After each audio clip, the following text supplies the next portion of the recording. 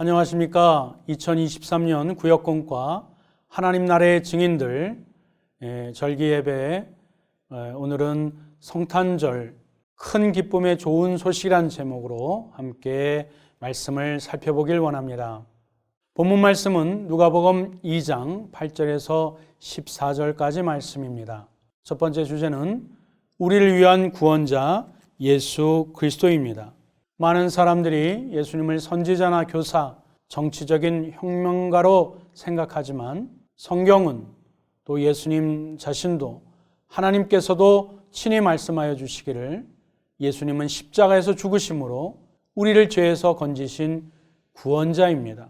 즉 예수님의 탄생은 죄인인 우리에게 가장 큰 기쁨의 좋은 소식이 됩니다.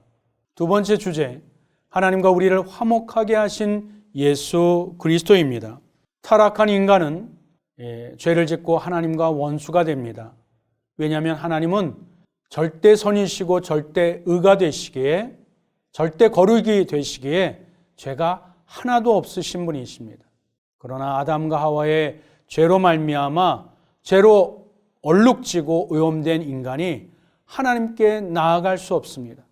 죄를 짓고 교만하고 우상 숭배하며 이기적인 마음과 타락한 본성으로 인해서 하나님께 나아갈 수 없습니다. 그렇게 관계가 끊어진 그 막힌 담을 예수 그리스도 하나님의 독생자를 통해서 우리 죄인의 죄를 용서하여 주시고 하나님과 다시 화평케 되는, 즉 예수 그리스도는 화평의 대사이기에 예수님의 탄생은 우리에게 참으로 복되고 좋은 소식이 되는 것입니다. 세 번째 주제는 타인을 용서함으로 평안을 누리게 하시는 예수 그리스도입니다. 예수님을 믿고 하나님과 화평한 사람은 하나님께서 큰 능력과 은혜를 부어주십니다. 그것이 용서의 기쁨과 화평의 평안인 것입니다. 예수님이 나를 용서해 주셨던 것을 믿는 자들은 나 또한 나에게 힘들게 하거나 어렵게 한 사람을 긍휼의 마음으로, 용서의 마음으로 화해하게 되었을 때, 어떤 심리학자가 얘기했지요. 진정 화해하고 용서하고 부둥켜 안고 눈물을 흘릴 때 가장 큰 희열을 느끼는 카타르시스가 생성된다고 표현한 것처럼 가장 큰 평안은 용서의 기쁨과 또 그 안녕의 마음이 되는 것입니다. 그러므로 예수님의 탄생은 죄사함의 감격과 마음의 평안을 누리게 해주는 가장 큰 기쁨의 좋은 소식이 되는 것입니다. 공과를 진행합니다. 본문은 누가복음 2장 8절에서 14절 말씀이고 암송 말씀은 누가복음 2장 10절 말씀입니다. 포인트는 구세주 예수님의 탄생은 이 땅에서 가장 큰 좋은 소식임을 깨닫고 전하는 데 있습니다. 본문 이해로 나아갑니다. 고3 수험생에게는 합격 통지서가 가장 큰 기쁨의 좋은 소식이 될 것입니다.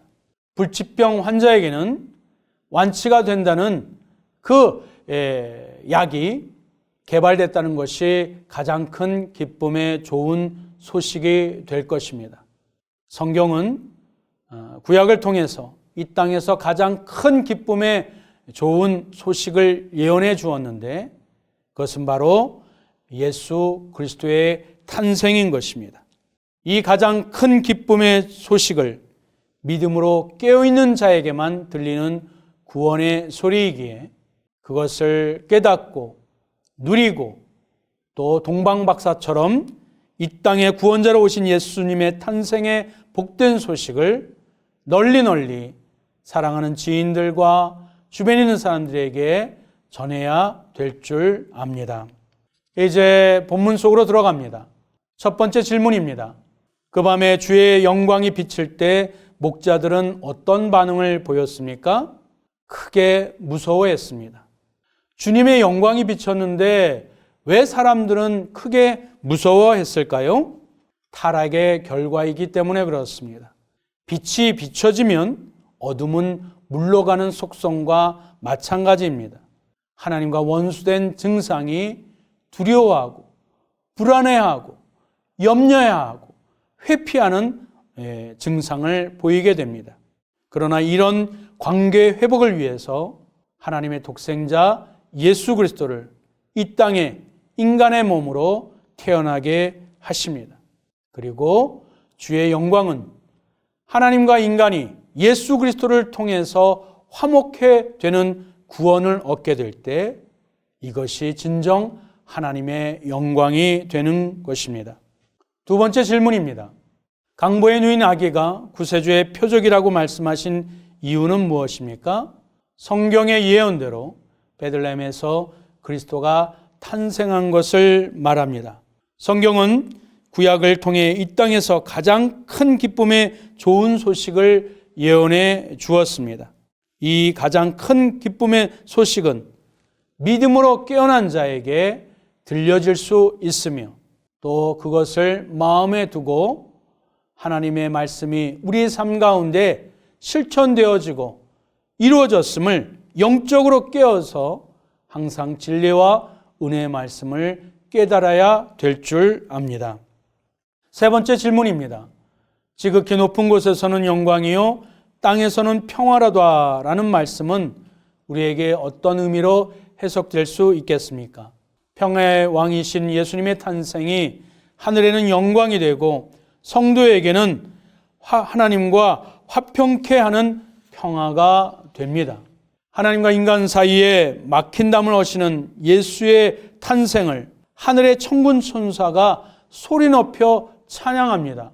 얼마나 신비스럽고 또 영화스러운 광경입니까? 그러나 이 풍경뿐만 아니라 우리의 진정한 구원은 하나님과의 화평이기에 하나님의 뜻을 이루기 위하여 예수 그리스도께서 마구간일지라도 이 땅의 비천한 장소일지라도 그 뜻을 이루기 위한 예수 그리스도의 순종과 또 그것을 실천하는 탄생은 하늘에 계신 하나님께 진정한 영광이 되어지고 또한 그 하나님을 예배하는 성도는 그분으로 말미암아 영원한 화평의 평화를 누리게 되는 것입니다. 짧은 묵상 이야기입니다. 파인애플 스토리라는 짧은 책이 있습니다. 인도네시아령 뉴기니에서 선교 사역 중 실제 일어난 선교사님의 기록을 책으로 엮은 책입니다. 그 책을 내용을 읽어보면 원주민들이 선교사가 심은 파인애플을 마음대로 허락받지 아니하고 마음대로 그것을 취합니다. 끝까지 그것과 갈등을 빚어지고 또 마음을 상했었던 선교사님이 마침내 결국 그 밭을 하나님께 온전히 드리고 원주민에게 마음껏 먹도록 허락했을 때 그 마을 사람들이 원주민들이 그제야 마음문을 열고 하나님의 것을 인정하고 하나님께 나아가는 복음을 온전히 받아들이는 구원의 역사가 이루어졌다고 합니다. 예수님께서 자신의 생명조차 하나님께 온전히 맡겼을 때 인간과 하나님 사이에 화평의 문이 열리게 된 것처럼 말입니다.